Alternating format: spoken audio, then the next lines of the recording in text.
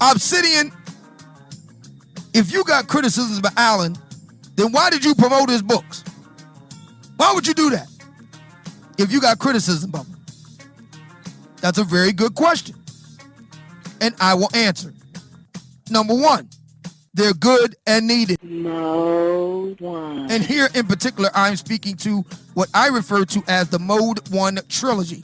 Mode 1, the possibility of sex, and the beta male revolution.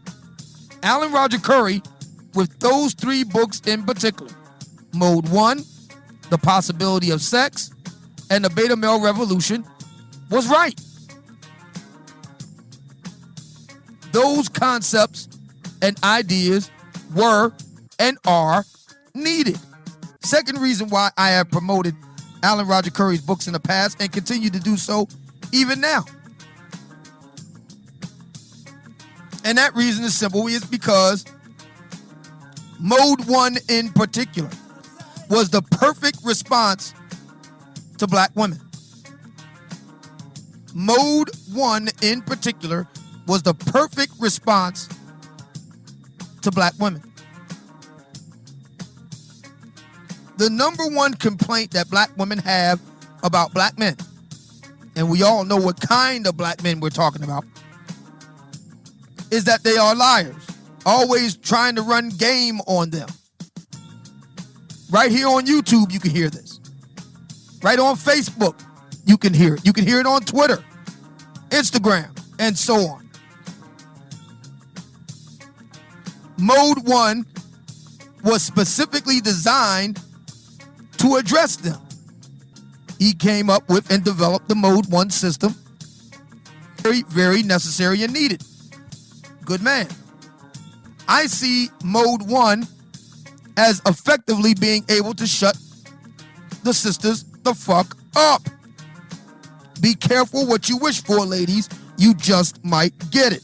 I agree with Rollo and Alan that direct game, if you will, direct approaching, just being point blank blunt, will become the wave of the future for the reasons that Alan and Rollo have indicated. However, I have to say to Alan Roger Currie, with all due respect, indirect game is far from dead.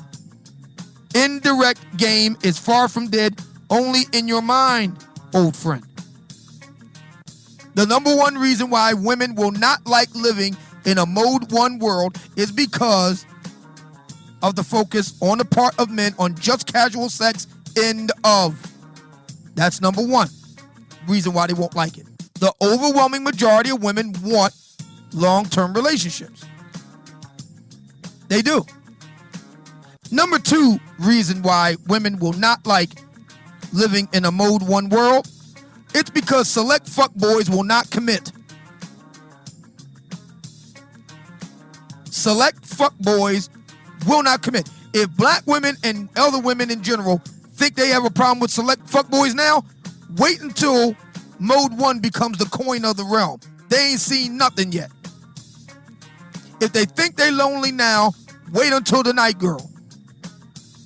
And number three, and this is the most powerful reason why women will not like living in a Mode 1 world, is because the non-select guys will not play ball anymore.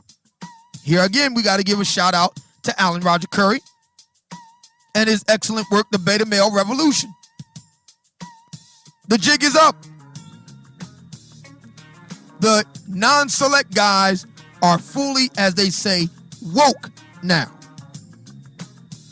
And they're not going to play ball. You will find that there will be few, if any, non-select guys there willing to pick up the pieces. I think it will be for reasons that Alan himself outlines in his excellent book, The Beta Male Revolution. That is the three major reasons why I argue women will not like living in a Mode 1 world. Now, I know that was an extra long intro audio excerpt, might have been my second, no lower than my third longest intro audio excerpt since I've been on YouTube.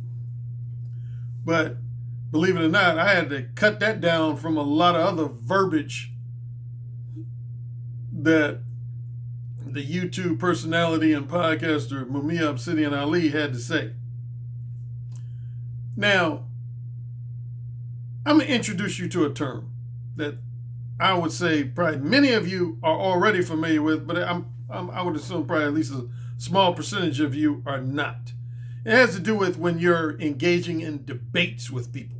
Debates. There's certain terminology that comes into play. I usually don't talk about these terms because I like to use a lot of layman's language, layman terminology. You know me, my number one philosophy when it comes to my video presentations is KISS. Keep it simple, stupid. Keep it simple, stupid. So I don't like to use a lot of polysyllabic language, i.e. big words. And I don't like to use, overly intellectual or overly academic type terminology. But actually, you learn that when you take media and journalism classes if you go to college. That's one of the things they teach you. You never want to become, just a quick side note, when I was in college, I took a lot of media because initially I was pursuing a career in media and journalism. And one of the things they teach you is when you're speaking to the general public, you don't want to alienate people with over-intellectualized and or overly academic words, phrases, terminology. As much as possible, you should try to avoid doing it. And that, I'm not saying everybody has to follow that rule, but that's a rule I've always followed. I like to use words that the average sophomore, junior, senior in high school can understand. That said, one term I'm going to introduce to you is what's known as a non-sequitur argument. A non-sequitur argument. What does that mean?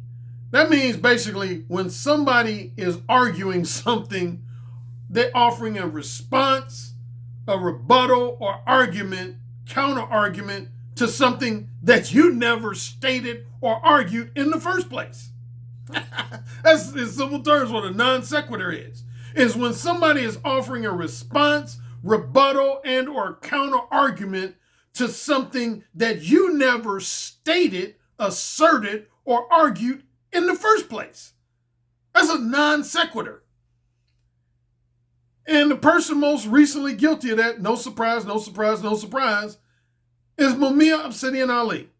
Now I know a lot of y'all tired of me going back and forth with him, really people in general, and particularly him. But he just makes it so easy for me to make him look stupid. And I admitted when I first got on YouTube that I admitted in one of my first 2 or 3 videos, I said that was one of my weaknesses. If somebody says something where they just lay out something that's just blatantly inconsistent, contradictory, hypocritical, extremely invalid, or just gives me an easy opportunity to essentially make them look stupid, it's hard for me to resist that. If somebody's on the live stream podcast, they just say something like, Alan Reg Currie is an asshole. Alan Reg Currie is a dick. Alan Reg Currie is an egotistical narcissist. 90 to 99% of the time, I don't care about that shit. That's what I can easily ignore. But when you make statements or offer commentary, again, that has portions of it that's inconsistent, contradictory, hypocritical, extremely invalid, if not flat out false, or just makes it generally easy for me to make your portions of your commentary look stupid, then it's hard for me to resist. I'm just going to openly admit that it's hard for me to resist. And this is one of those opportunities. Here's the thing. A follower of mine, a couple followers of mine probably a handful of followers of mine, sent me emails telling me anytime somebody does a podcast where my name is mentioned, a live stream where my name is mentioned, as quickly as 10 to 15 minutes after it happens, I'm going to hear about it, and definitely no less then within 12 to 18 hours after it happens, I'm going to receive either an email message or a Facebook inbox message, a Patreon direct message, or something else saying, hey, Alan, did you know so-and-so was talking about you? So obviously, Obsidian did a podcast, a YouTube podcast on his channel. I don't know if it was last night or this morning, one of the two, either last night or this morning. And he called himself responding to the video podcast I did on Monday, where I highlighted the fact that Rollo Tomasi co-signed with my assertion from earlier this year. I did a video, first of all, earlier this year where I said, I believe Mo 1 behavior is going to be more so the norm over the next 10, 15, 20, 25 plus years, rather than being the exception to the rule. The exception to the rule. It's going to be more so the norm than the exception to the rule. Like right now, I would still argue that for the most part, Mo 1 is the exception to the rule. Mo 1 is not the norm. For something to be the norm, I would say at minimum, you would have to have at least roughly 50 to 60% of guys in society exhibiting that behavior for it to be called the norm. I'd say at bare minimum, 40 to 50% of men in society. I would say only probably like, if I ever give an estimate, this is not based on anything scientific, but if I was giving just my own observational estimate, I would say no more than 3 to 5% of men, heterosexual men in society exhibit Mo 1 behavior on a regular basis. There's only about probably 3 to 5% of heterosexual men in society that exhibit Mo 1 behavior on a regular basis. No less than 95% of heterosexual men exhibit some variation of indirect verbal game. Indirect verbal game rather than direct verbal game. Indirect verbal game. And so that's why I would say it's the exception to the rule. And I would say in the 20th century, the percentage was even lower than that. I would say in the 1980s, 1990s, I was probably like one of only 1, at most 2% of heterosexual men in society who were exhibiting Mo 1 type behavior. The vast majority of men were exhibiting some variation of indirect behavior.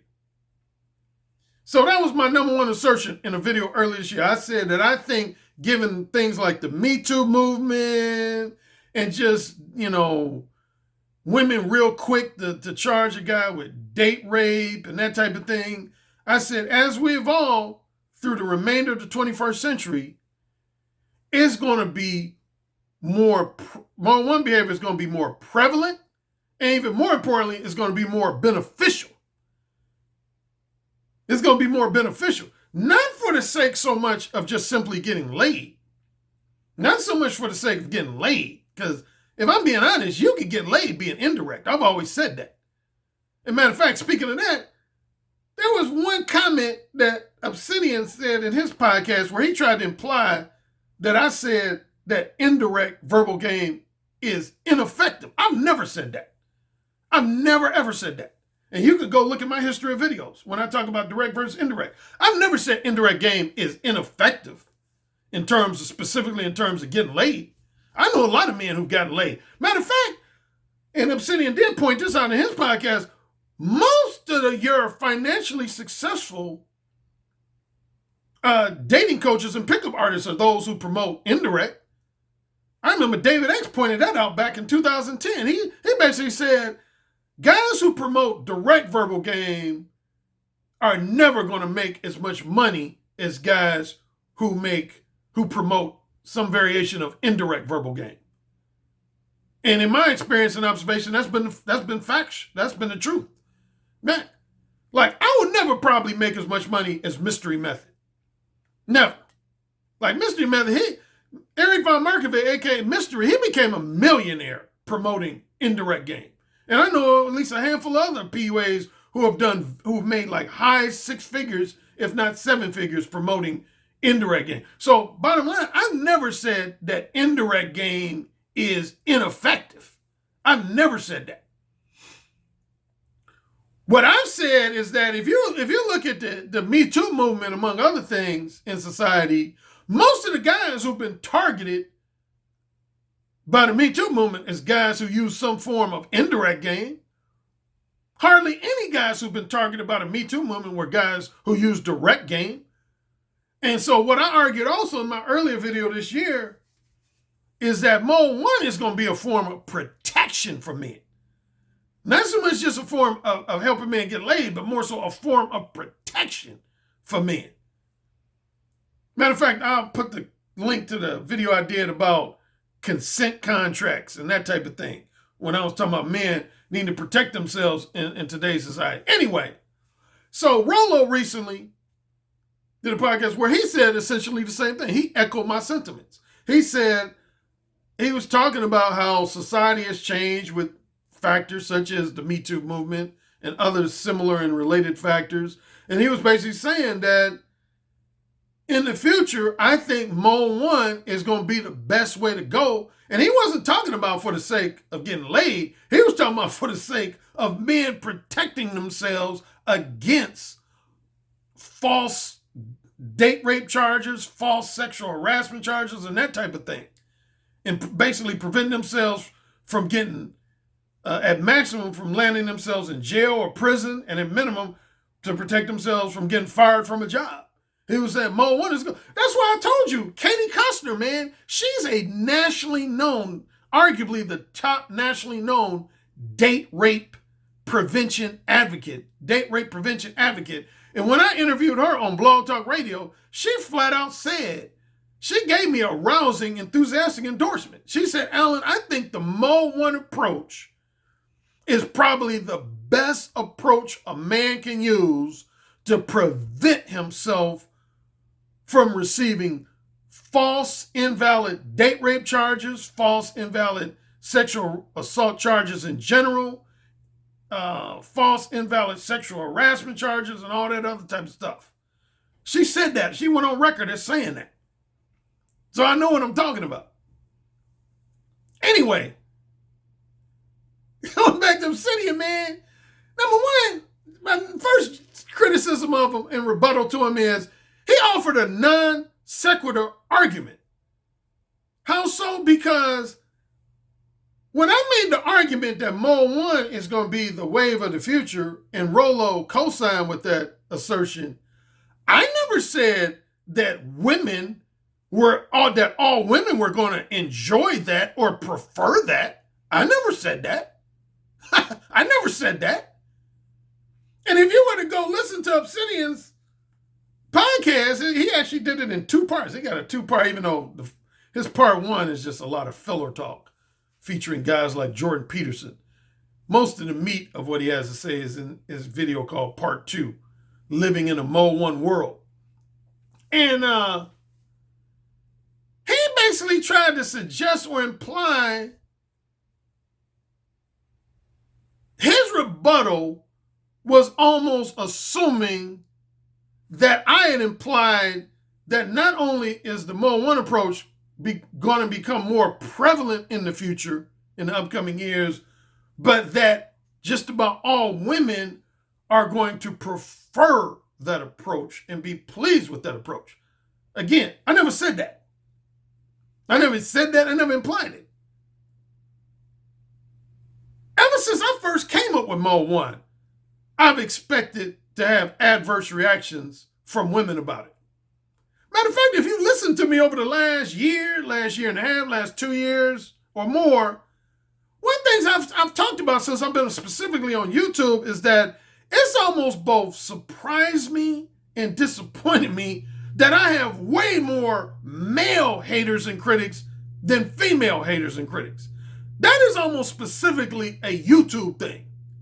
Because see, I mentioned this before, like when I used to post on AskMan.com, it was a message board that used to be real popular in the early 2000s. I would arguably say it was probably the most popular message board for dating and relationships discussions in the entire world, not just in the United States, but the entire world. Everybody used to come to AskMan.com.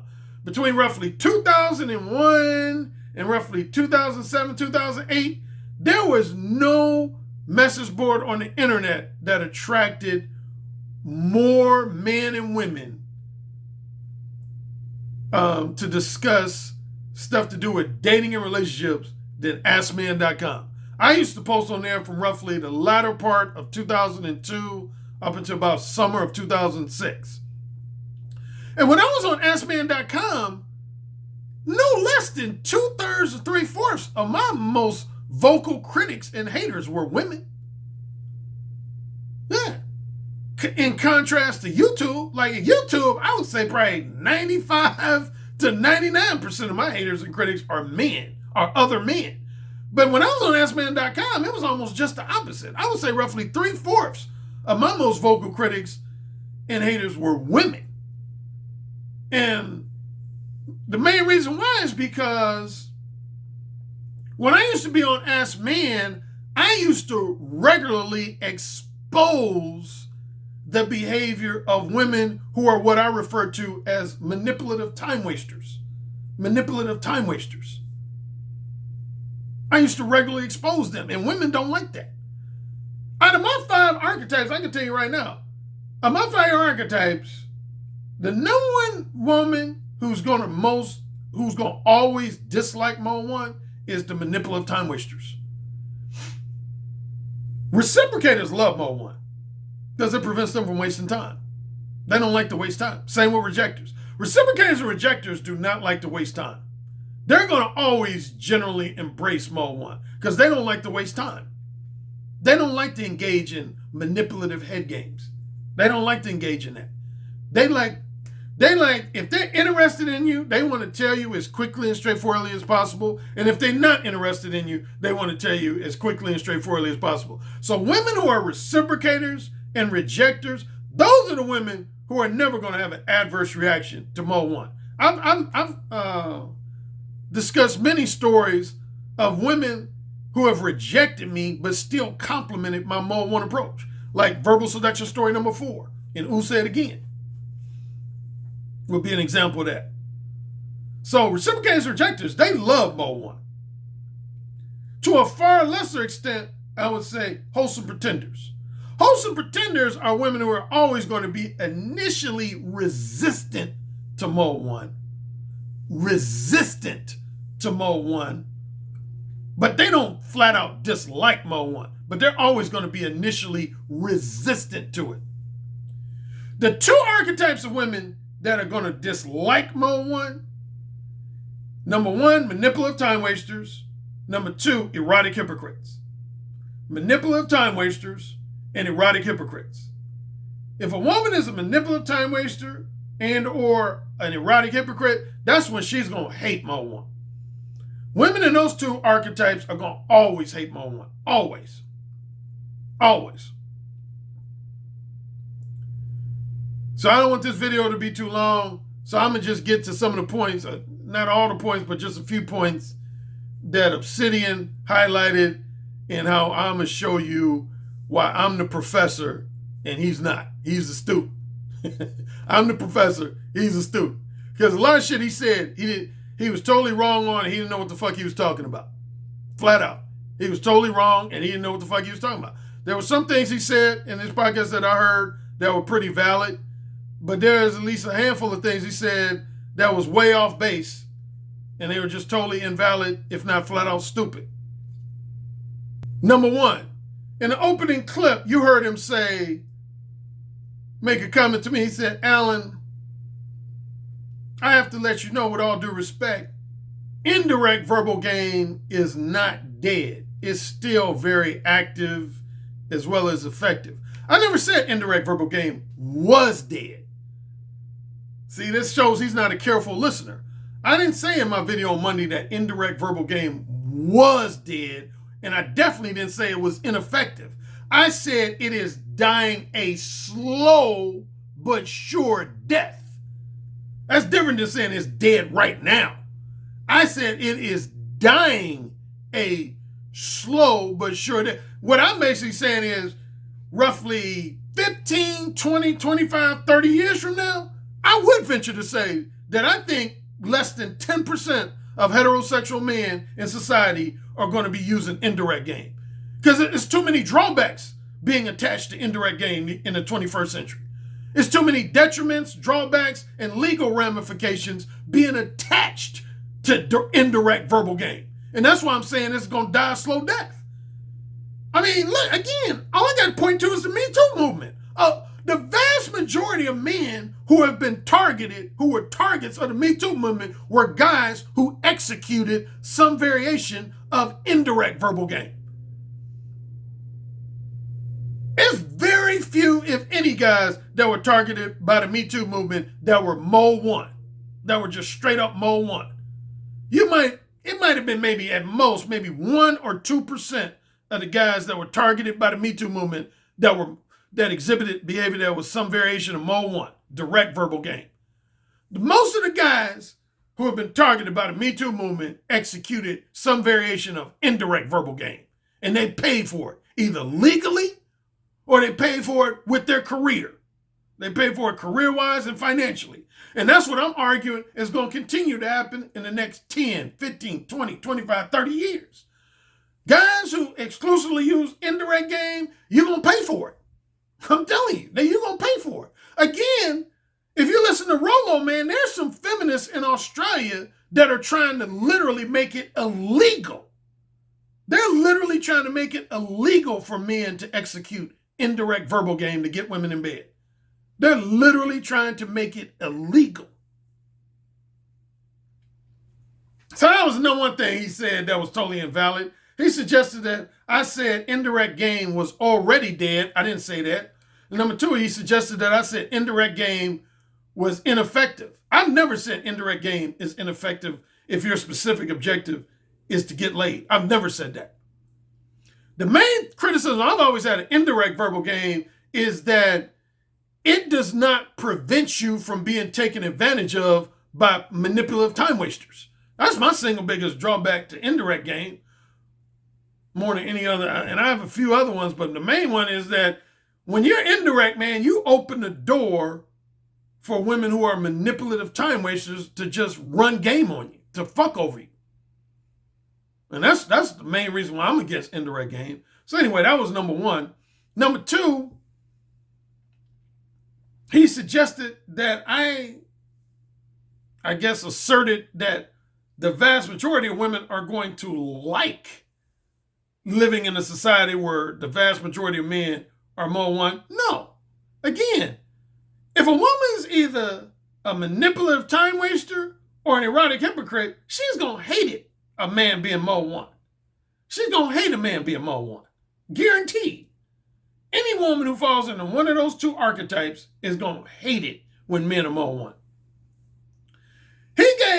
Obsidian provided 3 reasons why women won't like Mo 1. He provided 3 reasons, and out of the 3 reasons he asserted, I would only agree with 1, which was his third one. But the first 2 I don't agree with. Here was his 3 reasons specifically why he feels that women are going to have an adverse reaction to men exhibiting Mo 1 behavior.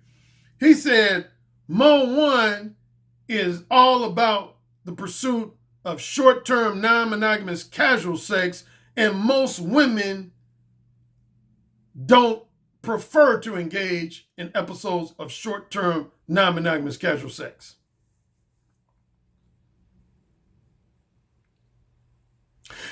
Insert dog face here.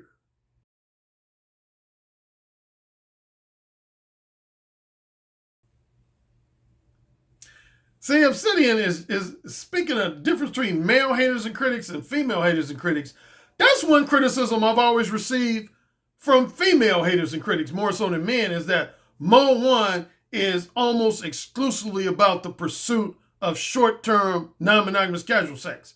That's not true. Never has been true. Never has been true. Now, I do have one book, I will say.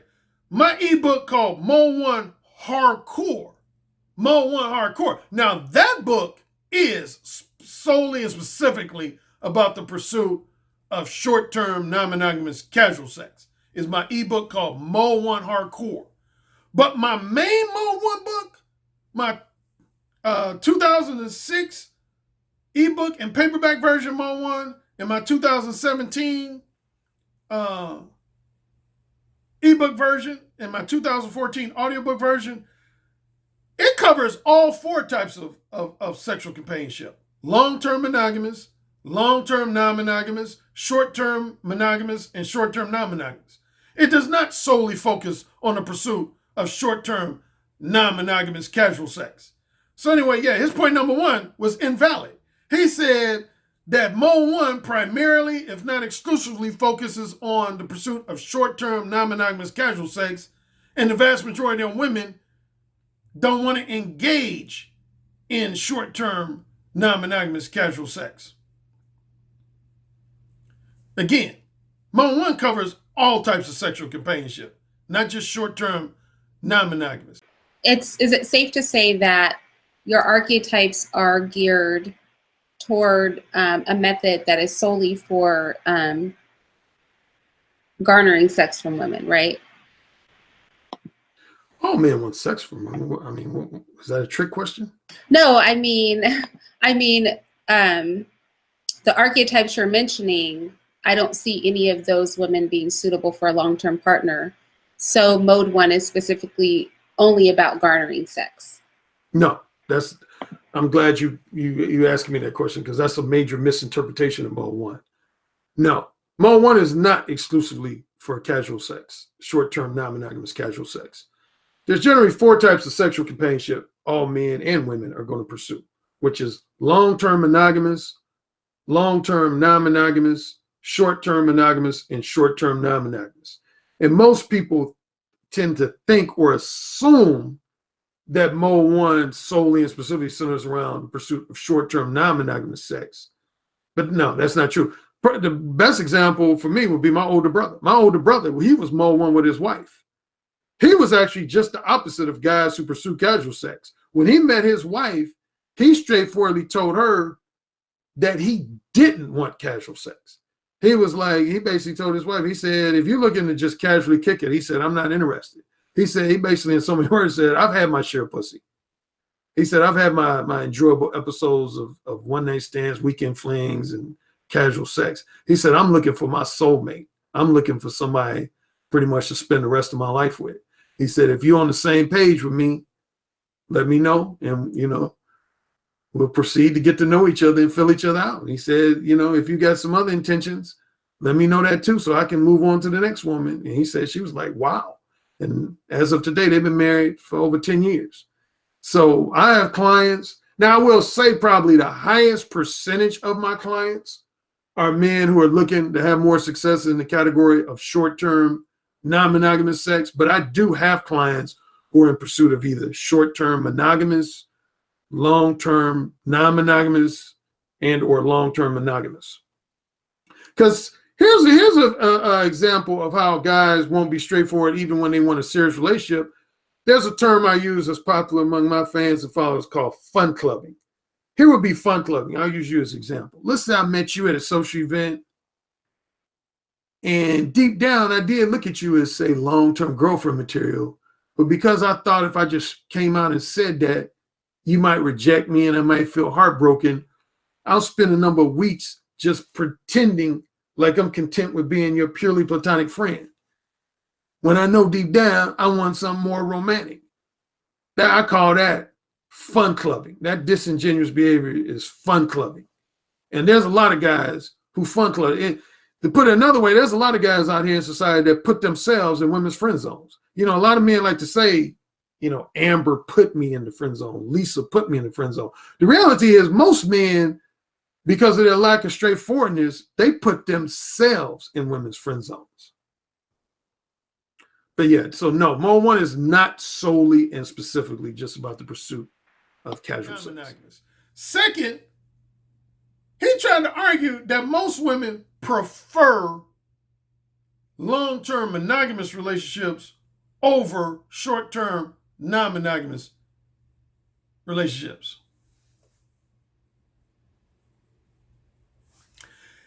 Insert dog face here.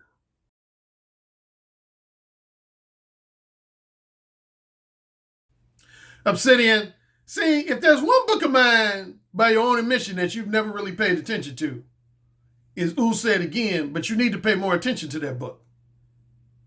See, that my book, Who Said Again, is all about women being sexually duplicitous. Sexually duplicitous. What does it mean for a woman to be sexually duplicitous? In real simple terms, what that means is, if you put 20 women in a room and ask them which do they prefer, a long-term monogamous relationship or a short-term non-monogamous relationship, probably 90% of the women in that room are going to say a long-term, emotionally profound monogamous relationship. Guaranteed. If you were to ask them, it's guaranteed. So that's why I don't trust surveys and shit. Because if you were to survey like 100 women and ask them, which do you prefer? A long-term, emotionally profound, strictly monogamous romantic relationship or a short-term, non-monogamous casual sex relationship? I would say, I guarantee you no less than 90% of women going to choose the long-term relationship. But does that mean of those 90% of women who will tell you that they prefer a long-term, emotionally profound, strictly monogamous romantic relationship, does that mean that they won't indulge in one or more episodes of short-term non-monogamous casual sex? Fuck no. Fuck no. That's the whole basis behind a sexually duplicitous woman. That's why in my book, Who Said Again, I ain't gonna go in real lengthy detail, but that's why I divide women into 5 categories. 1s, 2s, 3s, 4s, and 5s. 1s, 2s, 3s, 4s, and 5s. A 5 is a woman who's only into having sex with her husband or at minimum her fiance. She will not, absolutely positively will not engage in any type of non-relationship sex or casual sex. That's a 5. Then on the flip side, a 1 is a woman who will make it openly known that she regularly indulges in many episodes of kinky, short-term, non-monogamous casual sex. Those 2 women are in the minority. The 1s of society and the 5s of society are in the minority. Most women in society, I would venture to say no less than 50, no, I ain't fuck 50. I'd say no less than 60 to 80% of women in society are either a 2, a 3, or a 4. A 2, a 3, or a 4. Without getting into specific descriptions of each, 2s, 3s, and 4s are women that are going to always publicly make you believe that their preference is for long-term, emotionally profound, strictly monogamous, romantic relationships. Publicly, they're going to always give you that impression. But privately, they are going to indulge in some episodes of short-term non-monogamous casual sex. 4s occasionally, 3s semi-regularly, 2s regularly. 2s, 3s, and 4s are duplicitous. Again, they're going to give you the public impression that they only engage in long-term in sex within the context of a long-term monogamous relationship, but privately behind closed doors. Why do you think I was able to have sex back in the day with so many women who were married, engaged to be married, or had a boyfriend? Come on, Obsidian, wake up, man. Take notes, man. This is your professor talking to you. Be a good student and take notes. To use your words, do it. Do it. Do it. Take notes. You don't understand sexual... Based on the comment I heard you made that's included in the intro, you don't understand the sexually duplicitous nature of women. You're basically thinking that women are going to always choose one or the other. They're either going to exclusively choose engaging in long-term monogamous relationships, or they're going to exclusively choose engaging in short-term non-monogamous casual sex. And what I'm telling you, and everybody listening, and this is what I emphasize in my book, Who Said Again, is that women want both. Women want both. 2s, 3s, and 4s, they want both. They don't want one or the other. They want both. Only 5s are exclusive in terms of wanting long-term monogamous relationships. Only ones are exclusive in wanting short-term non-monogamous casual sex. 2s, 3s, and 4s, they want both. They don't want one or the other. They want both. They want one guy who they can be in a long-term, emotionally profound, romantic relationship with, but they typically going to have one guy on the side, which is a role I played quite prominently when I was between 17 and 37. I was a lot of women's side dude. I was at least 35 to 40 women's side dude, man on the side. That's the reason why women have men on the side, because they want both. They don't want one or the other. They want one regular partner who's going to love them, treat them like a queen, give them full indefinite access to their non-sexual time, attention, and companionship, as well as access to their financial resources and material possessions. But then they're going to want at least one other dude just for good dick. And based on your commentary, Obsidian, you don't understand that. You don't understand it. You're almost making this argument that women want one or the other. That's bullshit, man.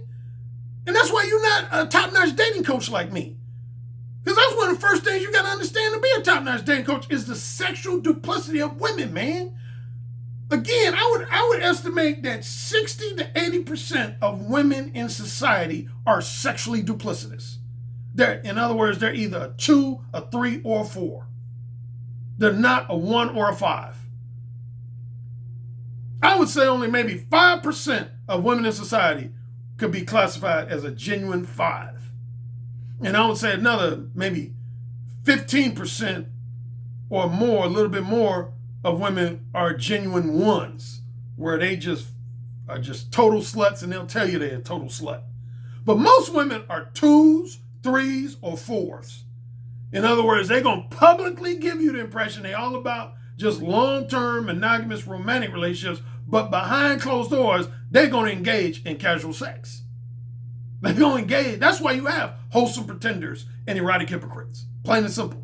That's the reason why you have wholesome pretenders and erotic hypocrites. So that covers his number 1 reason. His number 2 reason was almost, for all practical purposes, just a close variation of his number 1 reason. Again, his number 1 reason why he said women won't like it if the vast majority of men exhibit mode 1 behavior is because men only use mode 1 for the pursuit of short-term non-monogamous casual sex. That's false. That's very invalid. That's not true.